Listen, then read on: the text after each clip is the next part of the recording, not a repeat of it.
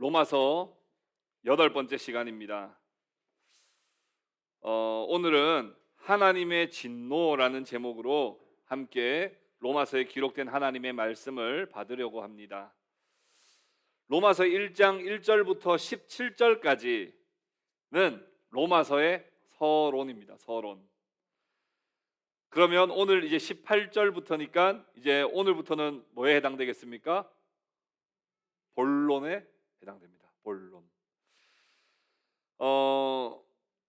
바울의 논리 전개 방식을 생각해 본다면 사실상 서론의 인사말과 함께 로마서의 핵심 메시지는 이미 1절부터 17절까지 다 들어갔습니다.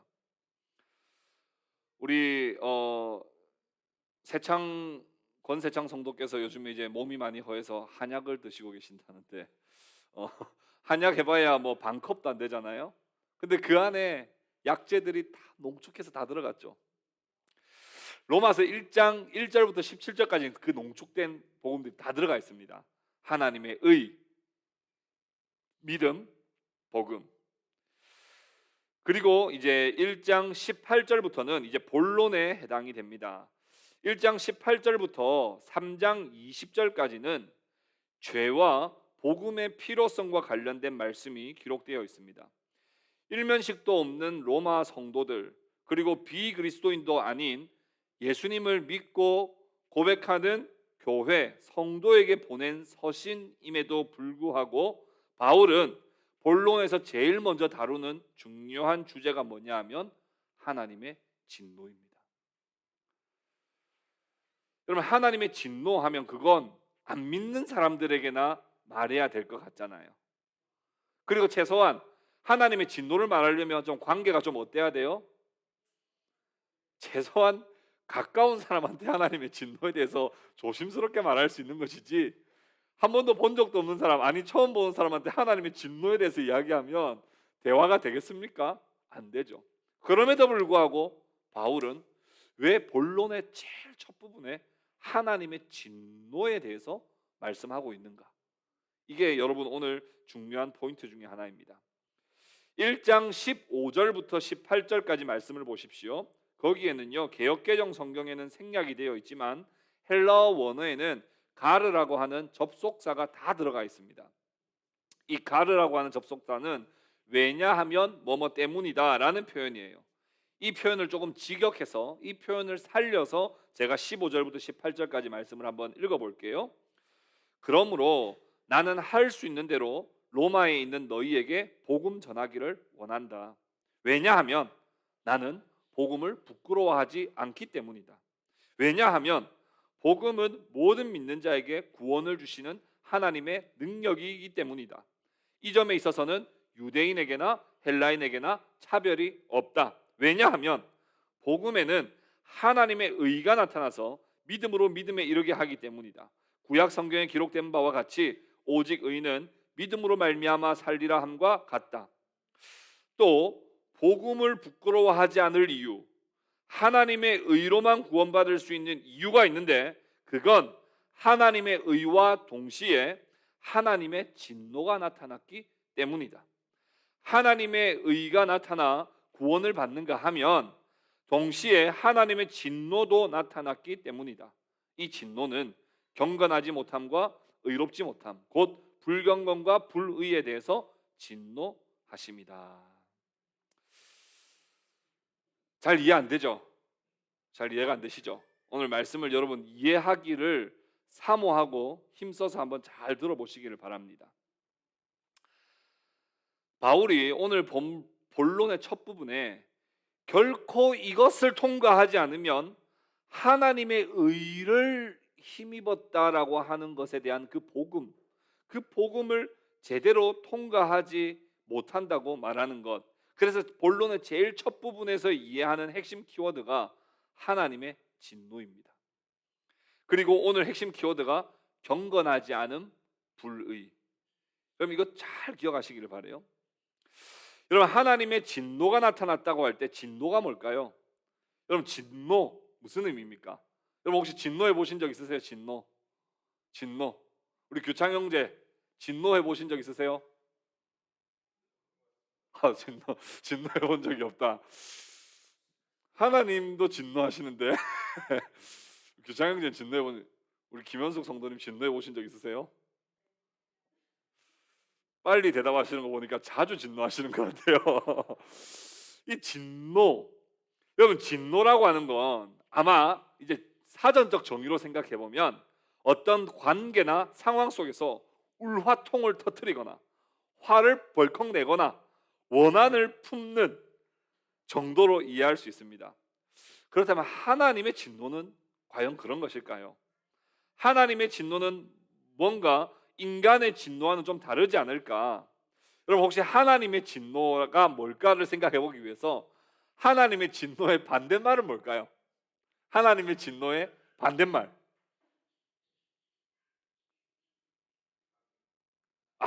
하나님의 자비. 또 하나님의 진노의 반대말은 뭐라고 생각하세요?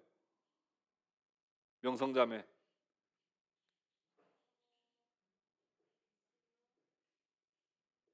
하나님의 진노의 반대말. 에? 에? 긍휼. 하나님의 긍휼, 자비. 하나만 더 나오면 제 원고대로 되어가고 있습니다. 하나 빨리 누가 빨리 말해보세요. 하나님의 사모요? 이제 보통 그렇게 생각을 할 겁니다. 그렇게 생각을 할 거예요. 그러나 하나님의 진노의 반대말은 하나님의 성품과 대립적 상황에서 중립을 지키는 것. 이게 반대말이에요. 중립을 지키는 것. 자, 한번 다시 봅시다. 하나님은 선하시기 때문에 악에 대해서, 참되시기 때문에 거짓에 대해서, 빛이시기 때문에 어둠에 대해서, 복이시기 때문에 저주에 대해서, 신이시기 때문에 다른 우상에 대해서, 의로우신 분이시기 때문에 불의에 대해서, 거룩하신 분이시기 때문에 더러움에 대해서, 자비로운 분이시기 때문에 난폭에 대해서 진노를 쏟으십니다. 결코 중립적일 수 없다는 거예요. 악을 눈감아 주시거나 타협하는 것에 대한 거부, 그렇기에 하나님의 진노는 반드시 심판하신다. 반드시 심판하시는 것, 그게 바로 하나님의 진노예요. 조금 더 풀어봅시다. 20세기 저명한 청교도 신학자 아도 핑크는 자신의 저서 하나님을 아는 즐거움이라고 하는 책에서 이렇게 밝혔습니다. 하나님의 진노는 우리가 자주 묵상해야 하는 완전한 신적 성품 중에 하나이다. 이렇게 강조했어요. 하나님의 진노에 대한 말씀과 묵상은 우리의 마음을 어렵게 하고 가급적이면 피하고 싶고 왠지 혼나는 것 같고 잔소리 같은 그런 생각이 들지만, 그래서 우리는 나에게 위로가 되고 날 사랑한다는 말씀만 우리는 읽고 받고 듣고 싶지요. 그러나 하나님의 진노에 대한 말씀은 우리에게 분명히 유익을 준다. 이렇게 말씀하고 있어요. 개혁교회의 중요한 신앙 고백 중인 하나인 하이델베르크 요리문답, 여러분 들어보신 적 있으십니까? 들어보신 적만 있으세요? 이 하이델베르크 요리문답의 주제는 뭐냐면 위로예요. 위로, 위안. 하이델베르크 요리문답 1문에서 이렇게 질문합니다. 당신의 유일한 위로는 무엇입니까? 당신의 유일한 위안이 무엇입니까? 하이델베르크 요리문답이 답변하기를 이렇게 답변해요. 내 몸과 영혼이 나의 것이 아니라 그리스도의 것이라는 것이 위로입니다. 내 몸이 내 거였으면, 내 영혼을 내가 책임져야 되는 사람이었다면 나는 벌써 지옥불에 떨어졌을 텐데, 내 몸과 영혼이 내 것이 아니라 그리스도의 것이라고 하는 게 나의 유일한 위로라는 거예요. 그러면서 그 위로를 누리기 위해서 세 가지를 꼭 알아야 되는데, 이게 성경의 핵심 내용이라는 거예요. 하이델베르크 요리문답이 정리하는 성경의 핵심 내용. 첫 번째, 우리의 죄와 비참함에 대해서 알아야 된다는 거예요. 두 번째, 우리는 어떻게 하면 이 죄와 비참함에서 벗어날 수 있느냐. 세 번째, 우리는 하나님께 어떻게 감사할 수 있는가. 이것이 성경의 주요 내용이라는 겁니다. 죄와 하나님의 진노, 비참함 속에 있는 인간을 우리가 정말 깨달았을 때 우리는 그리스도께 나아갈 수 있기 때문입니다. 오늘날 설교단에서 죄에 대해서 설교할 때면 분위기가 싸해집니다. 어떤 성도는 저 설교를 하는 목사 지는 잘났나 그러면서 설교 시간에 밖으로 나가버리는 사람도 있습니다. 사랑의 하나님에 대해서 말하기도 시간 바쁜데 어디서 지금 바쁜 시간에 사람들 앉혀놓고 구약의 하나님, 진노하시는 하나님에 대해서 저렇게 말이 많나 하면서 다음 주부터는 다른 교회 출석해야 되겠다 하며 교회로 옮기는 그런 사람도 들어 있습니다.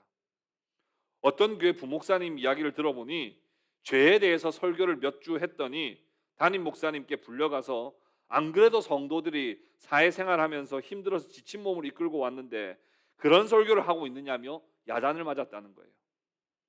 그러다 보니 하나님의 진노, 심판, 죄에 대한 회심은 완전히 빠져버린 채 반쪽짜리 복음이 우리에게 들려지고 반쪽짜리 복음만 고백되어지고 있는 것이 오늘날 현실입니다. 저와 저희 아내는 짝수년도 출생이에요. 그래서 건강검진을 작년에 받았어야 됐습니다. 근데 코로나로 인해서 내년, 그러니까 올해죠. 올해 6월까지는 연기가 된다 그래서 연기하다 보니 벌써 6월이 됐어요. 빨리 신청해서 가야 될 것 같아요. 건강검진을 받아야 되는데 건강검진을 받을 때가 되면 두 가지 마음이 듭니다.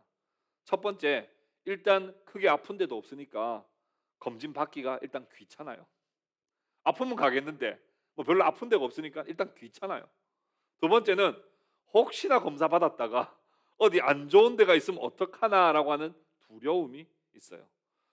그런데 그렇다고 해서 검진을 받지 않거나 검진을 받았는데도 검사 결과를 듣지 않는다면, 심각한 문제가 있다고 들었으나 그 결과를 무시해버린다면 어떻게 되겠습니까? 어떤 사람이 저 태어나자마자 영유아 검진 받았을 때 정상이라고 하던데요 하며 단 한 번도 병원도 가보지도 않고 검사도 안 받는다면 그 사람은 건강하게 살 수 있을까요? 전 세계 코로나 누적 확진자가 1억 7천만 명이 도달했습니다. 인도의 상황을 들어서 아시겠지만 코로나가 위험하다, 마스크 착용해야 된다, 겐지스강에 수십만 명이 같이 몰려서 들어가면 안 된다, 아무리 경고해도 안 듣는 거예요. 지금 인도에 지금도 2, 30만 명씩 하루에 수십만 명이 확진되고 산소호흡기가 없어서 병원에 가다가 병원 앞에서 죽는 사람들이 하루에도 수천 명입니다.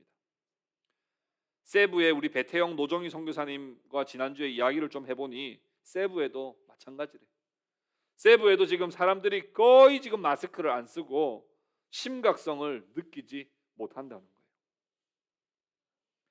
사랑하는 형제 자매 여러분, 하나님의 진노를 깊이 묵상하시기를 바랍니다. 애써 피하지 마세요. 덜 중요한 것으로 여기지 마세요. 만일 하나님의 진노와 하나님의 심판이 없이 하나님의 사랑과 용서가만 있다고 우리가 여긴다면 독생자를 보낼 필요가 없지 않습니까? 그냥 품어주시고 용서해 주시면 되죠. 그러나 절대로 하나님의 성품과 대치되는 상황 속에 중립을 지키실 수 없는 하나님의 진노와 하나님의 심판이 있기에 하나님은 독생자 예수 그리스도를 이 땅에 보내실 수밖에 없었다고 하는 그 복음으로 통과하기 위해서는 하나님의 진노를 우리는 날마다 매 순간순간 묵상해야 하는 것입니다. 성경의 오늘 본문에 하나님의 진노가 하늘로부터 나타나나니 이렇게 나타났다 이렇게 말합니다. 하나님의 진노가 하늘로부터 나타났다라고 하는 이 말씀은 땅에 있는 모든 사람들에게 진노가 임하고 누구도 피하거나 배제되지 않는다는 것을 의미합니다. 부자라면 좀 어드밴테이지를 줄까요? 아니면 부자니까 더 엄격할까요? 아니면 가난하다고 좀 봐줄까요? 아니요. 이 세상 어떤 누구에게도 하나님은 공정하고 공평하며 객관적인 하나님의 진노와 심판이 있습니다. 그렇다면 하나님의 진노는 언제 나타날까요? 헬러 아포칼립테타이라는 말을 쓰는데 이건 현재 시제형이거든요. 최후 심판 때 하나님의 진노가 일어날 것이라고 우리는 착각할 수 있지만 최후 심판 때 하나님의 진노가 분명히 있습니다. 그러나 현재 아포칼립테타이, 현재 하나님의 진노 가운데 우리는 살아가고 있음을 우리는 늘 인지해야 됩니다. 그래서 하나님은 지금 심판하셔도 막을 자가 없어요. 하나님 지금 우리를 거두어 가셔도 우리가 뭔가 변호할 수 없단 말입니다. 그 정도로 우리는 심각한 죄 가운데 살아가고 있습니다. 인간이 엄청난 방공 체계와 방어진을 치고 요새를 세운다 하더라도 하나님의 심판을 1초라도 견딜 수 있을까요? 없습니다. 미국에 그 6대 체계가 있대요. 방공 체계가. 어디 뭐 북한이나 어디에서 미사일이 날라오거나 핵이 딱 날라오면 방공 체계가 6단계로 해가지고 다다당당 위에서 공중 다분해시켜서 미국에는 미사일이 못 날라오도록. 여러분 그걸로 하나님의 심판을 막을 수 있을까요? 못 막습니다. 못 막습니다. 1초도 견디지 못합니다. 그렇다면 형제자매 여러분, 하나님의 진노는 어떤 자에게 임하는 겁니까?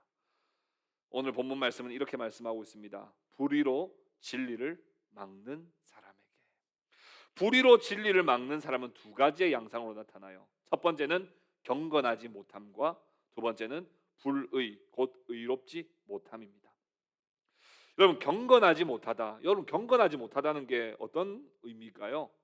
여러분 경건하지 못하다. 여러분 경건은 무슨 의미입니까? 경건. 여러분 경건이 어떤 거예요? 경건? 한자어로 경건의 의미를 봤더니 공경경자에 공경할 건자예요. 그러니까 하나님을 공경하는 것이 바로 경건이라는 거예요. 영어로는 godliness, godliness. 이게 경건인데 헬라어 유세베이아에서 번역한 말인데 예배하다라고 하는 세보마이에서 나온 말이에요. 그러니까 경건하다는 건 하나님을 하나님으로 인정하고 하나님을 향하고 하나님을 예배하는 것, 이게 경건입니다. 그렇다면 경건하지 못함은 무엇입니까? 하나님을 경외하지 아니함이며 하나님을 그 이름에 합당한 존재로 인정하지 않는 것이며 하나님을 예배하지 않는 것, 이것이 경건하지 못함이에요. 그런 측면에서는 여러분 경건합니까? 경건하지 못합니까? 경건하다고 우린 말할 거예요. 왜냐하면 우린 지금 예배 시간에 하나님 나 앞에 나와서 예배하고 있잖아요. 그렇다면 이 말씀을 우리에게 들을 필요가 없지 않습니까?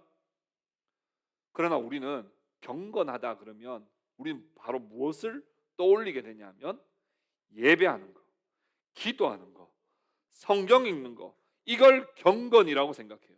완전 틀린 건 아닙니다. 그러나 그것이 경건은 아니에요. 말씀드렸듯이 경건은 하나님을 그 이름에 합당한 존재로 인정하는 거예요. 그런데 우리는 어떤 존재냐면 하나님께 기도하는 것이 그 기도하는 것으로 우리의 의로 바꿔치기 해버리는 존재거든요. 성경을 내가 안다, 성경을 내가 많이 읽었다는 것으로 나 자신이 얼마나 믿음 있는 사람인지를 드러내고 싶은, 내 의를 드러내고 싶은 존재란 말입니다. 이렇게 말하면 어떤 분은 이렇게 말할지 몰라요. 아 목사님, 제가 그래서 성경을 잘 안 읽습니다. 성경 읽었다고 그 자랑하는 인간들 그것들 그 하나님 싫어하십니다. 제가 그래서 기도를 잘 안 합니다. 그런 분들과는 별로 이제 말을 하고 싶지 않고요. 안 하는 사람은 안 하는 대로 문제가 있지만 성경을 보고 기도를 하고 있지만 그게 경건이 아닐 수 있다는 거예요. 하나님을 인정하는 태도로 하지 않고 마지못해 겨우겨우 의무감으로 하고 있다면 그 또한 경건하지 못함입니다. 요즘 저의 가장 큰 관심 중에 가정을 믿음으로 세우고 싶다 하는 것과 우리 교회를 정말 교회다운 교회, 정말 성경적인 교회로 세우고 싶다라고 하는 게 온통 관심이에요. 근데 아이 키우는 것이나 성도를 목양하는 것이나 제 계획대로 제 생각대로 잘 되겠습니까? 그게 뭐 한두 번 뭐 감동 준다고 임팩트 있게 한다고 해서 그게 되겠습니까? 아니죠. 결국에는 사랑과 인내와 신뢰가 필요하더라고요. 근데 사랑과 인내와 신뢰는 저에게 없어요. 사랑과 인내와 신뢰는 저에게 없단 말입니다. 그러다 보니 하나님 앞에 기도해야 될 기도의 필요성을 느꼈어요. 그러다 보니 하나님의 말씀 가운데 푹 젖어 들어가야 되겠다고 하는 필요성을 느꼈습니다.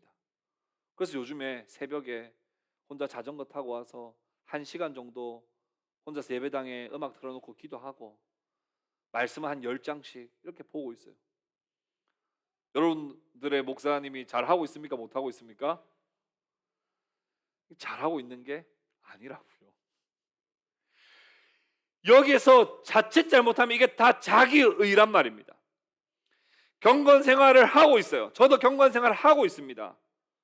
근데 가만히 하나님 앞에서 들여다보면 경건하지 못함이더라고요.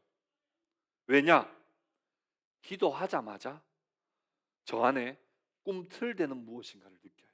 뭐예요? 내가 기도하는 사람이라는 걸 누군가 알아줬으면 좋겠는 마음이 막 꿈틀댑니다. 성경을 많이 읽어요. 성경을 많이 읽지만 제 안에 계속해서 튀어나오고 싶은 마음이 뭐예요? 내가 성경을 많이 읽고 있는 사람이라고 하는 안도감과 뿌듯함이 내가 하나님을 더 알기를 원하는 마음보다 더 크더라는 거예요. 가정을 잘 세우고 교회를 잘 세우는 것이 하나님의 영광이라기보다 저 정도는 돼야 좋은 목사지, 저 정도는 돼야 좋은 아빠지라고 하는 나의 의를 나타내고 싶은 그 교묘함이 꿈틀꿈틀대고 있음을 저는 느낍니다. 아예 대놓고 죄 짓는 사람도 경건하지 못한 사람이지만 경건 생활을 열심히 한다고 하면서도 경건하지 못한 하나님의 진리를 뿌리로 가로막는 사람이 나 자신이라고 하는 것을 저는 이번 주에 너무나도 많이 깨닫게 되었습니다. 사랑하는 형제 자매 여러분, 하나님의 진노는 불신자들에게 전해야 되는 말씀이 아닙니다. 경건하지 못함은 예배도 출석 안 하고 성경도 하나도 안 보는 사람한테 말해야 되는 것이 아니라 예배도 나오고 있지만 성경도 읽고 있지만 기도도 하고 있지만 내가 정말 하나님을 향하고 있나? 내가 정말 godliness, 내가 정말 하나님을 추구하고 있나? 내가 정말 하나님을 공경하고 있나를 내 스스로가 바라보지 않으면 어느 순간 나도 모르는 하나님의 진리를 가로막는 하나님의 진노의 대상이 되어 있을 수 있음을 우리는 기억해야 하는 거예요. 불의로 진리를 막았던 사람이 얼마나 많은지 모릅니다. 예수님께서 공생의 사역을 하실 때요, 바리새인들에게 책망하시는 장면 한번 생각해 보십시오. 바리새인들은 어떤 사람들이었어요? 율법을 잘 읽고 알았던 사람이에요. 누구보다도 잘 율법을 지켰던 사람입니다. 안식일을 철저히 지켰어요. 주일에 한 번도 빠진 적 없어요. 11조를 한 번도 빼먹은 적이 없어요. 흠잡을 것이 없이 깨끗하게 살았습니다. 죄라고는 지어본 적이 없는 사람이 바리새인들이에요. 모든 유대인들의 모범이었습니다. 그런 면에서 보면 우리 동행교회 성도님들 가운데는 보면 일단 기본적으로 바리새인의 자질을 갖춘 사람들이 많아요. 대부분 다 잘하세요. 그런데 이 바리새인들을 더러 예수님은 뭐라고 말씀하셨냐면 독사의 자식들아. 너무하신 거 아닙니까? 아니, 열심히 안 하는 사람들을 가만 놔두고 열심히 실컷 주일 한 번도 안 빠지고 말씀 열심히 읽는 사람한테, 기도 하루에 3번씩 5번씩 하는 사람한테, 일주일에 금식 2번씩 하는 사람들한테 독사의 새끼들아, 독사의 자식들아 말하는 건 너무하시잖아요. 사탄의 자식들이라고 말하는 건 이건 뭐예요? 사탄은 하나님의 진리를 거역하고 교만하여 하나님을 하나님으로 인정하지 않고 대적하는 존재가 사탄입니다. 바리새인들이 하나님을 믿는 것 같았지만 열심히 기도하고 열심히 성경 보고 다른 사람들보다 모범적으로 살아가는 그것이 자기의가 되어서 너무 잘하고 있지만 그건 하나님을 대적하는 사탄의 자식이라고 주님께서 말씀하시는 거예요. 왜요? 자신의 의로 가득한 사람은 하나님의 의가 필요 없거든요. 왜? 내가 잘하고 있는 것에 심취되었기 때문에 하나님의 의가 필요로 하지 않습니다. 그래서 제가 말씀드렸던 것이 복음의 반대말은 자기의라는 거예요. 왜요? 복음은 하나님의 의를 받는 거거든요. 하나님의 의가 아니면 안 된다고 오신 그리스도를 죽여서라도 자기의를 나타내려고 했던 사람들이 바리새인들과 서기관들이었습니다. 구약 성경에도 여러분 차근차근 한번 읽어보십시오. 선지자들은요, 하나님의 말씀을 있는 그대로 전하는데 반응이 어떻습니까? 저 입 틀어막으라. 저 선지자 입 틀어 막아라. 무시하며 박해했죠. 예수님의 사도들도요, 교회들이 하나님의 복음을 전하는 곳마다 핍박과 순교가 뒤따라야만 했습니다. 왜요? 내 의로 가득한 사람들은 하나님의 의로만 산다라고 하는 사람들과는 대적될 수밖에 없고 배치될 수밖에 없고, 그것은 결국 나를 공격함이라고 느끼기 때문에 핍박과 박해를 할 수밖에 없다는 것입니다. 혹시 내 공로는 하나도 없고 오직 하나님의 전적인 은혜와 하나님의 의로만 우리가 구원받을 수 있고 살 수 있다고 하는 그 말씀에 우리 마음 가운데 반발심이 생긴다고 한다면, 반발심이 생기는 만큼 내 의가 남아 있는 거예요. 여러분, 둘, 셋 사람들이 모이면 그 자리에서 뭐 합니까? 여러분, 둘, 셋, 두 명, 세 명 모이면 뭐 하세요? 커피 마시죠. 근데 커피 마시면서 뭐 하세요? 험담하죠. 얘기 사실 너무 좋은 쪽으로 말씀하셨는데 저는 나쁜 쪽으로 생각. 일단 사람은요, 두 명, 세 명 모이면 다른 사람을 험담하게 돼 있습니다. 험담을 하면요, 되게 자기 냉정하게 평가하는 것 같아요. 그 사람의 잘못을 정확하게 지적하는 것 같지만 사실은 그 사람을 지적함으로써 나의 정당성을 드러내는 거거든요. 또 어떤 경우에는 특이하게 몇 명 모이면 막 누군가를 칭찬해 주는 경우도 있어요. 근데 인간은 얼마나 교묘하냐면요, 칭찬해 주는데 그 칭찬해 주는 의도가 때로는 어떤 의도가 있냐면, 저 사람을 나는 칭찬해 줄 수 있는 그런 대단한 사람이야. 나는 그 사람을 칭찬해 줄 줄도 아는 씨야도 가진 사람이야 라고 스스로 생각하며 스스로의 정당성을 계속해서 드러내고 싶은 게 인간들의 모습이라는 거예요. 인간은 누구나 자기를 무시하고 자기 의를 깎아내리는 것에 반발심이 생기게 되어 있습니다. 그러나 그게 원래 하나님 창조하신 모습은 아니거든요. 나는 아무것도 아니다. 주님의 사랑이 없으면 나는 아무것도 아니다. 나는 죄악 덩어리다. 그래서 바울이 이야기할 때 나는 죄인 중에 괴수라고 그렇게 고백한 것이죠. 겸손 떨려고 하는 말이 아니에요. 하나님의 의가, 하나님의 은혜가 아니면 나는 아무것도 아니라고 하는 진실된 고백입니다.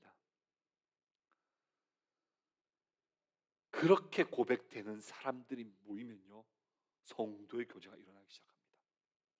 왜요? 다른 사람의 흠이요, 보여도 내 흠이 더 크다고 느껴지기 때문에 다른 사람을 품어줄 수밖에 없게 돼 있어요.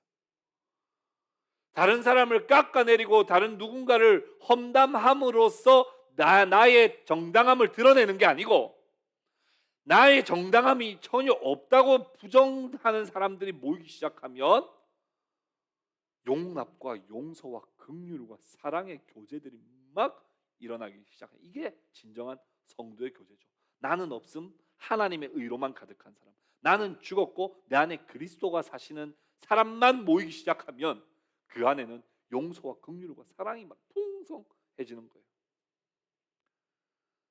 그러면 산상보훈의 말씀이요, 진짜 이해가 됩니다. 오른뺨을 돌려대며 오른뺨을 치거든 왼뺨을 돌려대라는 그 말씀이, 와, 한번 참아줘야 되겠다. 그래, 때려봐 이게 아니라 오른뺨을 때렸는데 가만 생각해 보니까 내 의는 없어요. 나도 전적인 하나님의 은혜로 사는 사람인데 저 사람도 은혜가 필요하지. 이쪽도 때리세요. 이렇게 되는 거예요. 비판을 하지 마라. 비판을 받지 않으려 하려거든 비판하지 마라. 나가 비판 받기 싫어서 비판 안 하는 게 아니라 내 존재, 내가 하나님의 은혜로 어떻게 구원받은 자인지를 내가 진짜 깨닫게 되면 비판할 수가 없게 되는 거예요. 인간은 불경건하고 불의한 존재입니다. 하나님이 창조하신 인간은 경건해야 하고 의로워야 해요.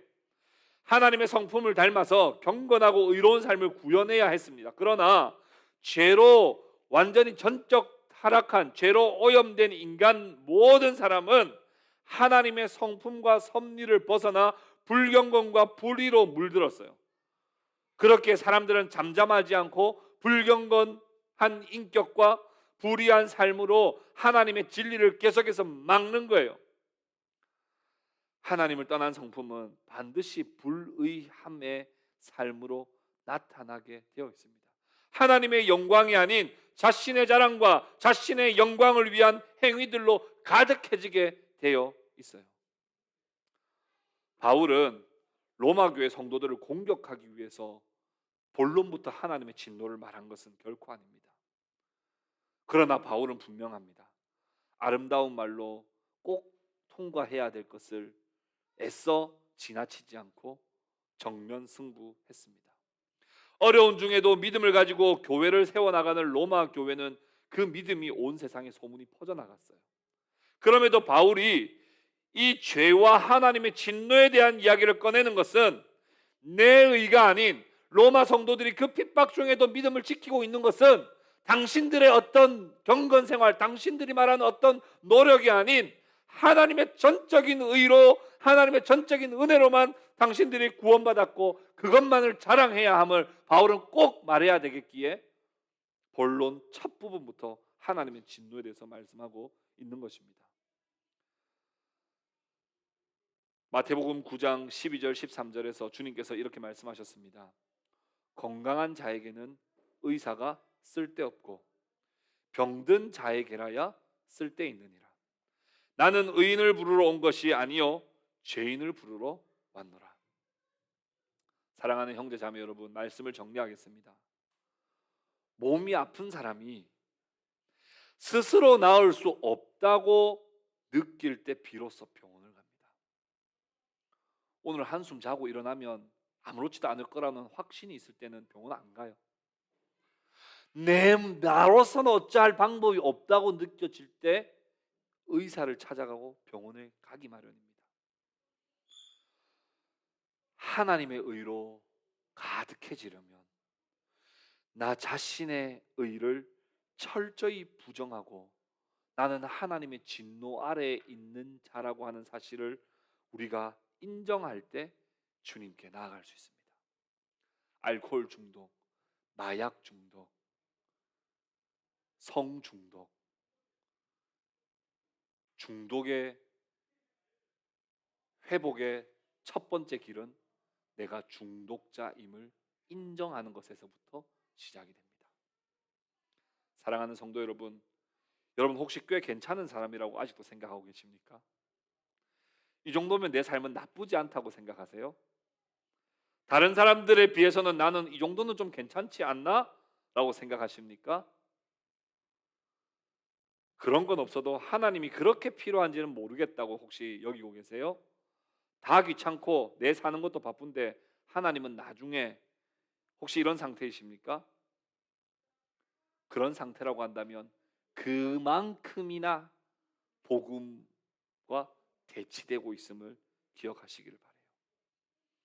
나는 아무것도 아니다, 하나님의 은혜가 없으면 나는 아무것도 아니다라고 하는 자신의 부인하는 것에서부터 하나님의 전적인 은혜를 받아 누릴 수 있음을 기억하시기를 바랍니다.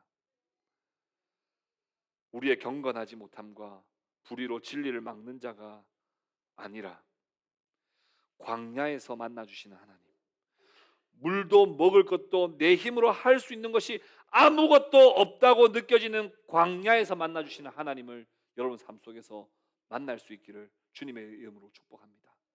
내 힘으로는 하나도 할 수 없다고 느껴지는 그 때를 사모하십시오.